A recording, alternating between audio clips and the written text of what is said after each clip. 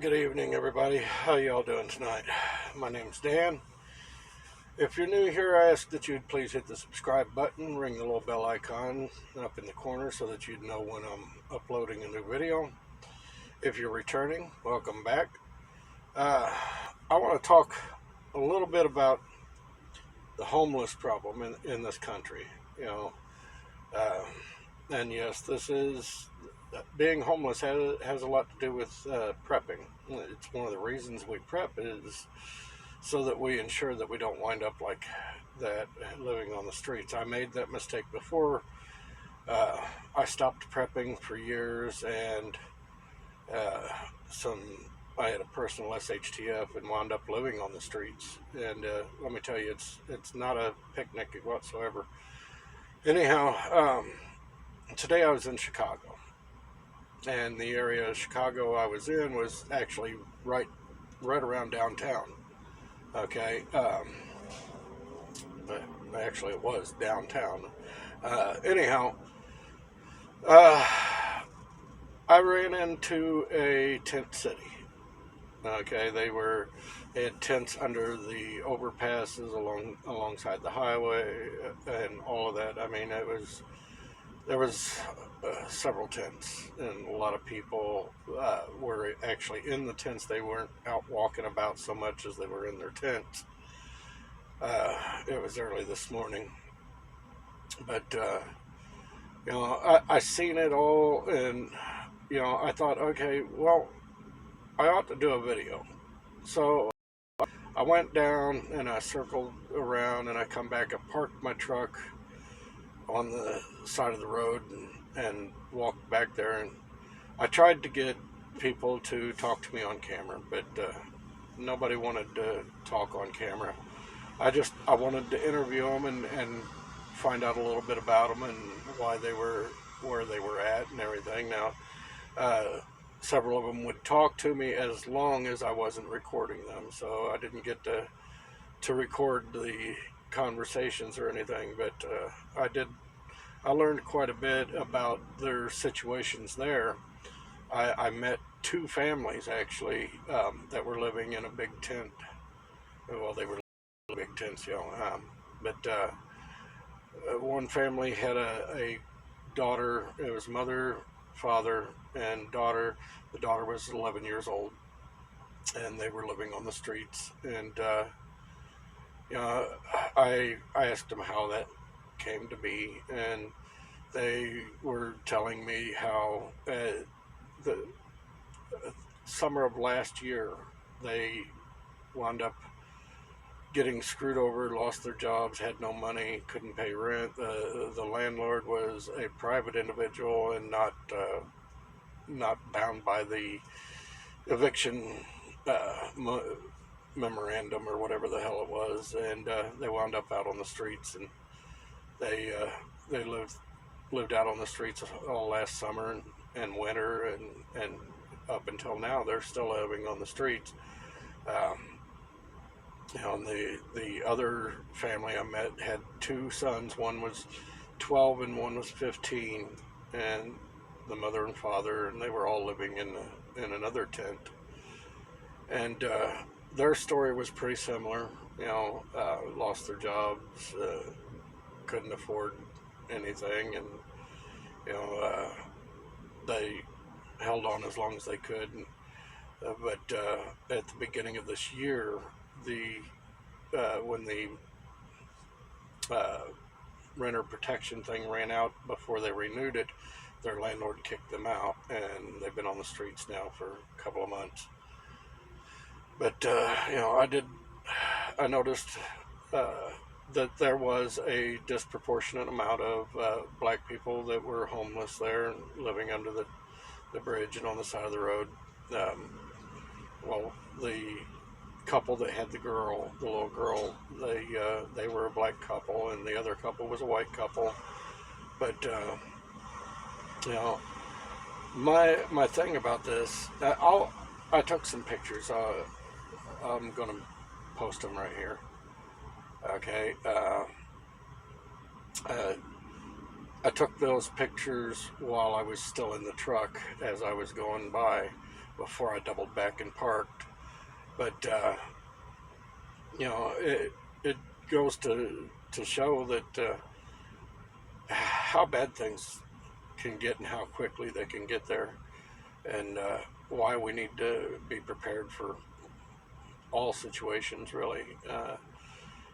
And it begs the question why we are bringing in illegal immigrants and putting them up in hotels and providing for them and giving them money and everything, when we have U.S. citizens like this that are living on the streets, that are desperate. They are in desperate need. And as you can see from the pictures, I mean, there's quite a few homeless, and that was just in one city block there. But it's gotten to the point in this country, the Democrats don't care about the people of this country. They're more interested in bringing in people that they think will vote for them, trying to get them into this country and get them settled in, and make sure that they get their votes by making their lives real easy and giving them everything, free health care, food stamps, all that kind of stuff, But all the while they neglect our own citizens, our veterans. They don't try to take care of the people of this country, and it's a real shame. Myself, I've always believed that charity begins at home.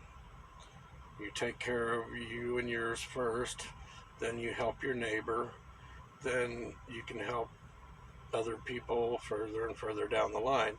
But you start with those that are already in your home, and by in your home I mean, when it comes to the government, in your home means within the continental United States, those of us that are citizens, those of us that actually live here, those should be the first ones we take care of, especially our veterans. When I was homeless in North Carolina, I was homeless in Fayetteville, which is right off Fort Bragg, and a large majority of the people there, a good 75% at least, were veterans that were living on the streets.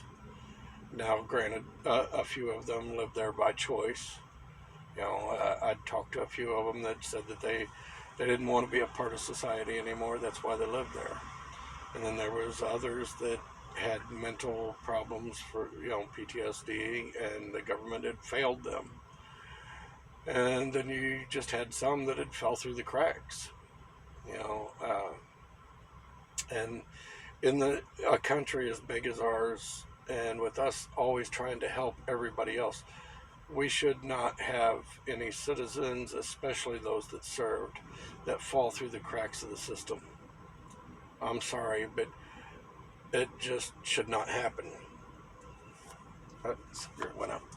I mean, when I was homeless, I couldn't get any help.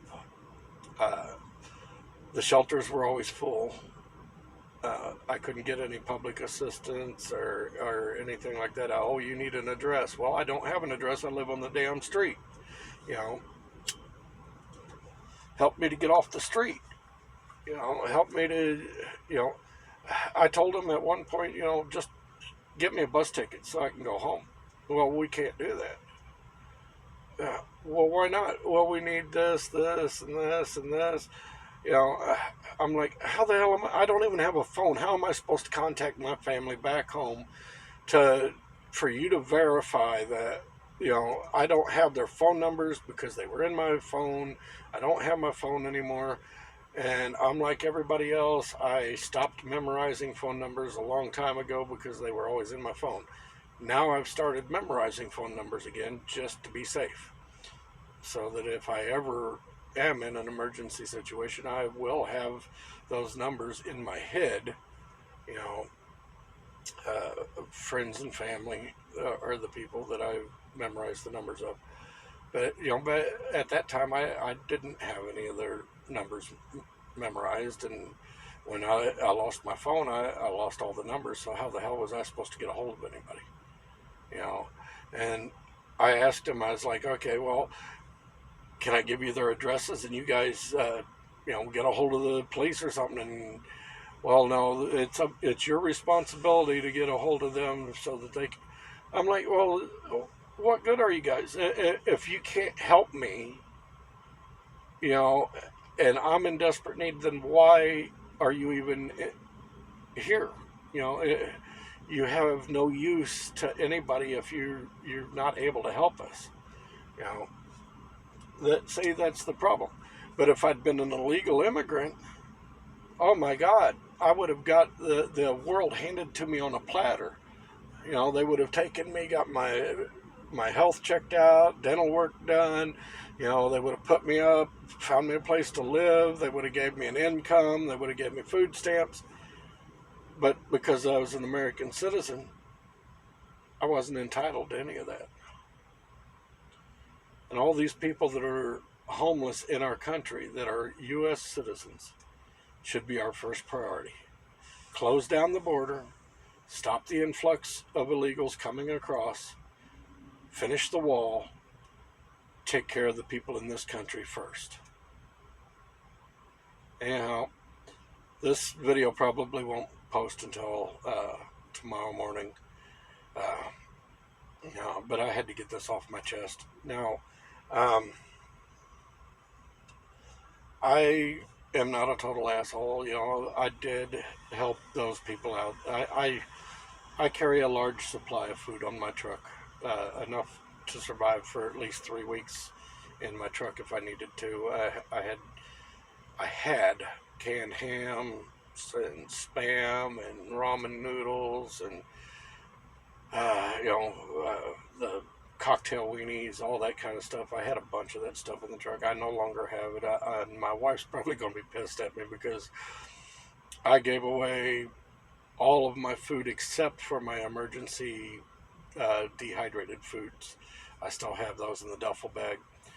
But all of my other foods, like my beef stew and stuff like that, the canned stuff that I could just pop open and eat, I gave all that away. I gave away both my cases of water that were under the bunk, and I figured, it's the least I could do. It's maybe a couple of $100 worth of food, but I can always restock it with my preps at home if I need to. But my wife, she hates when I do stuff like this because she thinks I'm putting myself in danger. Being a truck driver, she's afraid that they would try to mug me or whatever, and I'm not afraid of that. Believe it or not, a lot of the homeless are not out to rob you or mug you. They need to help. Yes, there are some crazy ones out there, and there are a lot that are on the streets because of drugs and stuff, but anymore, there are a lot of them that are out there because of what the government did to us over the last year. And instead of taking care of our own people, they are taking care of people that don't even live in the U.S., that are coming here illegally. They're giving them everything while our own citizens are left to suffer on the streets. What does that say about the government that we are living under right now? That tells me an awful lot, But I'll stop this here, and because if I keep going, I'm going to start getting upset, and you know how it gets when I get upset. I start ranting and raving. But check out my backup channel. Just go over there and subscribe. I mean, I generally put the same videos up over there that I do here, just in case. Now, I normally will upload them a day later because I upload them to my main channel here. And if by chance it's something that's going to get me a strike or whatever, get my channel pulled down, then I don't lose my other channel as well. now after it's been on here for a day, I'll go ahead and I'll post it on the other channel because I know that it's not going to get it pulled down. But I've had a lot of live streams and stuff come up missing off of my channel. But you know, it's YouTube's playground. Got to abide by their rules, I guess. But I do want to give every one of you PTSD, you know, but it's up to you to get your own PTSD. And what I mean by PTSD again is preps to survive disasters. I mean, I'm doing what I can. I can't afford to buy your preps for you. I can barely afford my own right now, the way things are going. And like I said, my wife's going to be mad because I gave away a couple $100 worth of food, but you know, she'll understand. I mean, she always does. You know, she gets a little upset with me, and then she starts thinking about it, and you know. But anyhow, y'all have a good night. If you want to email me, got questions, comments, suggestions, whatever, my emails are in the description below. If you'd like to support my channel, feel free. The links to my PayPal and stuff are in the description as well. Other than that, y'all have a good night. Hope that each one of you stays safe. God bless you, each and every one.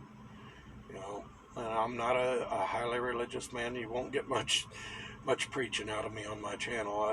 You know, I am an ordained minister, but I don't practice anymore. Had a falling out with the church. Enough said on that. Anyhow, y'all have a good night. Talk to you later.